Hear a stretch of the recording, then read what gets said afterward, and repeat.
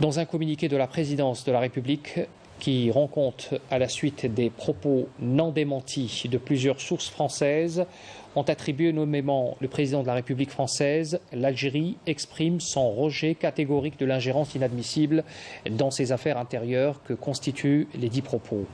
Les propos en question portent une atteinte intolérable à la mémoire des 5 630 000 valeureux martyrs et qui avaient sacrifié leur vie dans leur résistance héroïque à l'invasion coloniale française, ainsi que dans la glorieuse révolution de la libération nationale, ajoute le communiqué de la présidence de la République. Estimant que les crimes de la France coloniale en Algérie sont innombrables et répondent aux définitions les plus exigeantes du génocide contre l'humanité, ces crimes qui ne sont pas prescriptibles ne sauraient faire l'objet d'une manipulation des faits et d'interprétations atténuantes.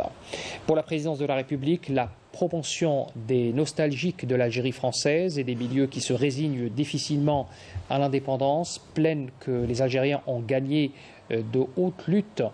s'exprime à travers de vaines tentatives d'occulter les exactions, massacres, enfumades, destruction de villages, des centaines de Ouradour-sur-Glane, éradication de tribus, de résistants, qui sont des génocides en série que les acrobaties conceptuelles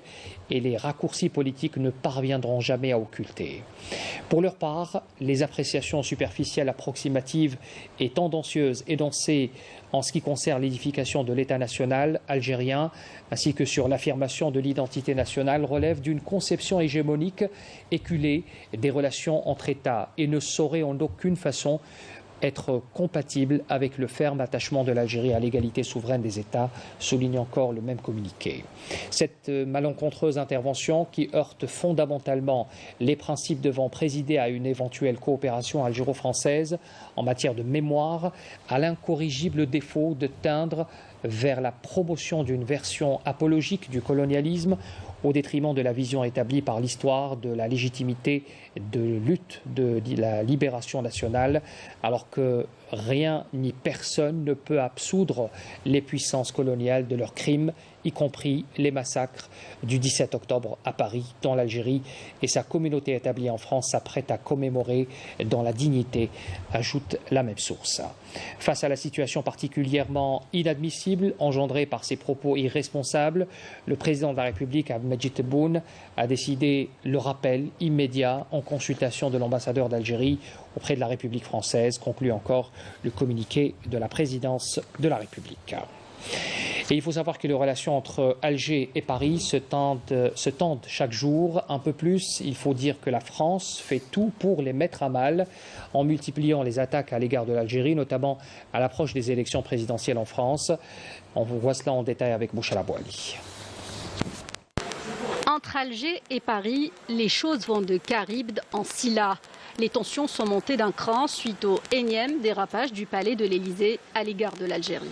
Dernier en date, des propos non démentis que plusieurs sources françaises ont attribués nommément au président français et qui ont suscité la colère de l'Algérie, laquelle a manifesté son rejet catégorique de l'ingérence inadmissible dans ses affaires intérieures.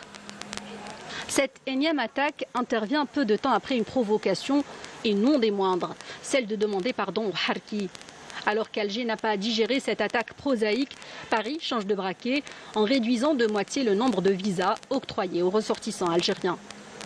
Une kyrielle d'attaques françaises qui sonne comme un aveu d'échec de la politique sociale du gouvernement français, qui a montré ses limites et qui fait diversion en jouant sur les sempiternels dossiers mémoriels et de l'immigration.